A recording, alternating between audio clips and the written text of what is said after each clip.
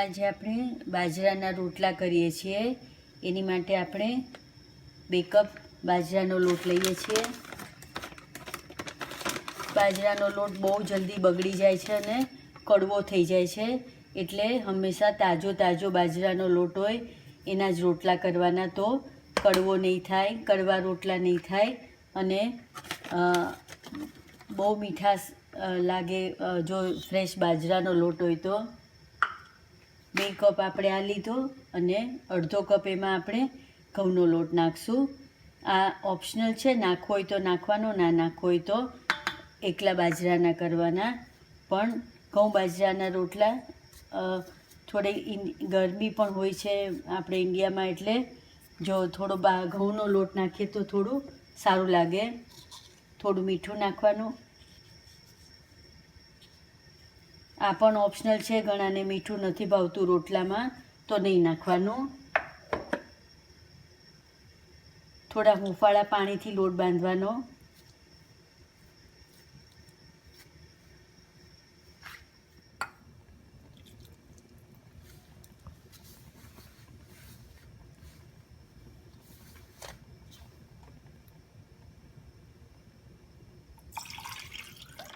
પહેલાં આપણે 1 કપ પાણી નાખ્યું આમાં ઓલરેડી। હવે આપણે બીજા કપમાંથી પાણી આપણે ધીરે ધીરે નાખવાનું, એકસાથે નહીં નાખી દેવાનું। હંમેશા કોઈ પણ લોટ બાંધીએ એમાં ધીરે ધીરે પાણી નાખવાનું।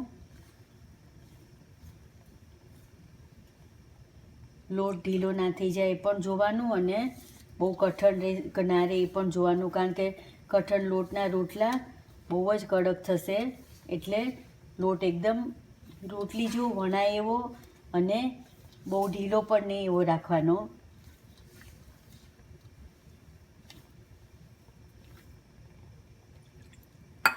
હવે આપણો લોટ આવી રીતે બંધાઈ ગયો છે। હવે એમાંથી થોડો થોડો લઈ અને એને મસળવાનો।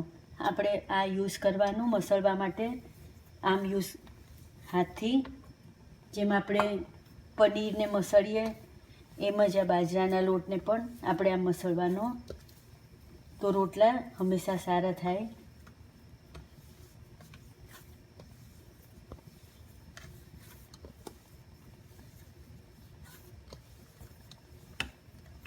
આ મસળશું એટલે રોટલા એકદમ સરસ થશે।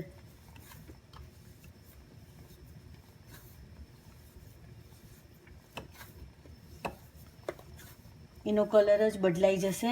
આપણે આ જોઈ શકીએ છીએ બંનેમાં કેટલો ફરક લાગે છે। આ કૂણાવ્યા વગરનો છે અને આ કૂણવેલો છે। આવી રીતે કરતા જવાનું, લગભગ 5 મિનિટ આમ કૂણવવાનો। હવે આપણે આ ફરક જોઈ શકીએ છીએ, આમાં જરા પણ કરચલી કે ક્રીઝ નથી, એકદમ લીસો લોટ થઈ ગયો છે। આને આપણે કૂણવ્યો નથી તો હજી એમાં ઘણી કરચલીઓ છે, આને પણ આવી જ રીતે પછી કૂણવી નાખશું। પહેલાં આપણે આ સ્ટેજ ઉપર લોટ જો ઢીલો લાગે, આપણાથી વણી ન શકાય એમ લાગે તો એમાં થોડો ઘઉંનો લોટ અથવા બાજરાનો લોટ નાખીને એને આપણાથી વણી શકાય એવી કન્સિસ્ટન્સી રાખી દેવાની અને નાના નાના ગોળા લઈ આટલા રોટલીથી થોડું મોટું લેવાનું અને રોટલા કરવાના। હવે આપણે અટામણમાં ઘઉંનો લોટ જ લીધો છે એટલે વણવાનું ફાવે।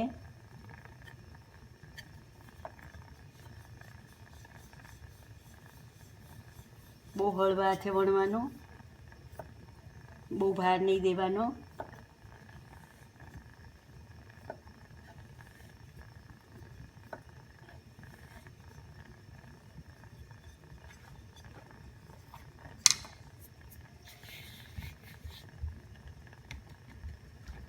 લોઢી આપણી ગરમ, પહેલાં જેવો રોટલો વણવાનું ચાલુ કરીએ એટલે ગેસ ચાલુ કરી દેવાનો।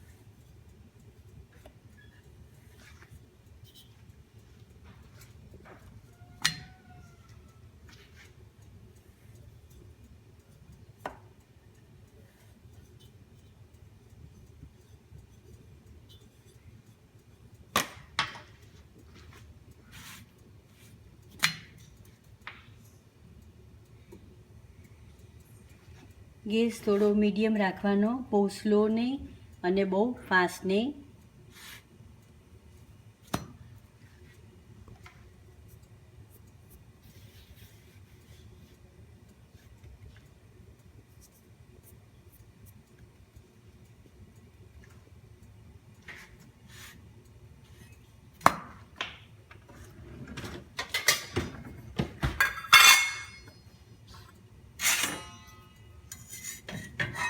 પછી એને ભઠ્ઠામાં નાખી દેવાનું.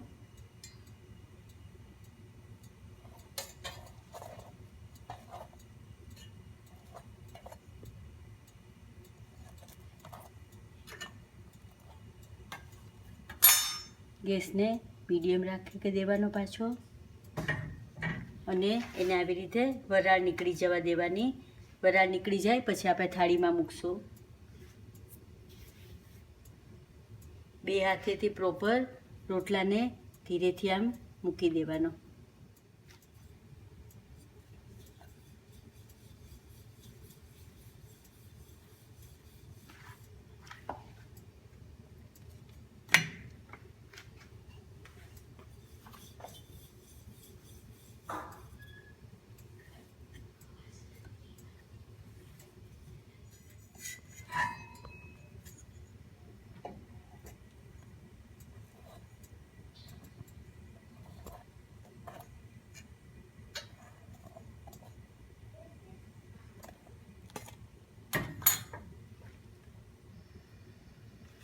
આ રોટલાને આપણે અહીંયા લઈ લેવાનો અને અહીંયા પાછો વરાળ નીકળી જવા દેવાની. કાંઈ પણ આવું કાણાવાળું હોય એમાં વરાળ નીકળી જવા દેવાની.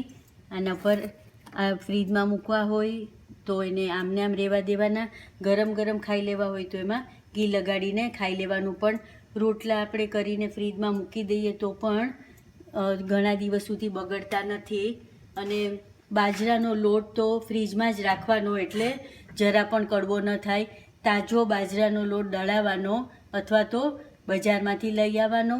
રોટલા જેટલા જોઈએ એટલા કરી પાછો બાજરાના લોટને ફ્રીજમાં જ મૂકી દેવાનો. પાછો જોઈએ ત્યારે અડધો કલાક પહેલાં કાઢી લેવાનો અને રોટલા કરવાના. પણ બાજરાના લોટને બહાર રાખવાનો નહીં એટલે કડવો નહીં થાય અને આવા સરસ રોટલા થશે.